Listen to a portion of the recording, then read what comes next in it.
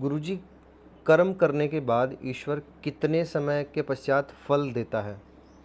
हाँ, देखिए इसमें कोई निश्चित समय नहीं होता है कि कब फल देगा।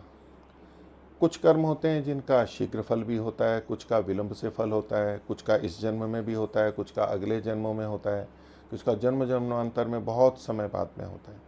क्योंकि हम मनुष्य शरीर में बहुत अधिक कर्म करते हैं, शारीरिक, वाचनिक, मानसिक, बहुत तरह के कर्म करते हैं, अच्छे और बुरे। अब उन सब का फल हाथों हाथ तो दे नहीं सकता है, हाथों हाथ देगा तो कैसे देगा, भोग ही नहीं सकते हैं हम।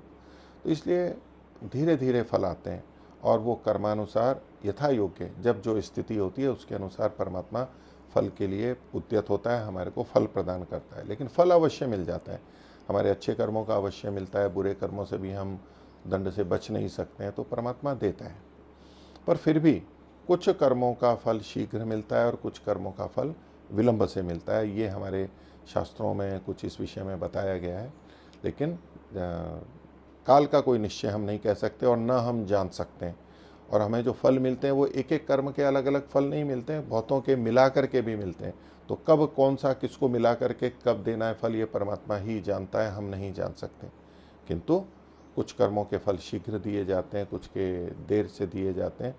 तो यदि हम कुछ ऐसे बुरे कर्म करते हैं जो कि विशेष रूप से दीनहीन, दुखिया, रुग्ण, वृद्ध, गर्भवती, बच्चे, अपने शरणागत, ऐसे जो लोग होते हैं उनके प्रति जब हम अपराध करते हैं, जो हमारे विश्वास पे आए उनके प्रति विपरीत विश्वासघात करते हैं, ऐसे बुरे कर्मों का फल शीघ्र मिलता है, शीघ्र पकता है।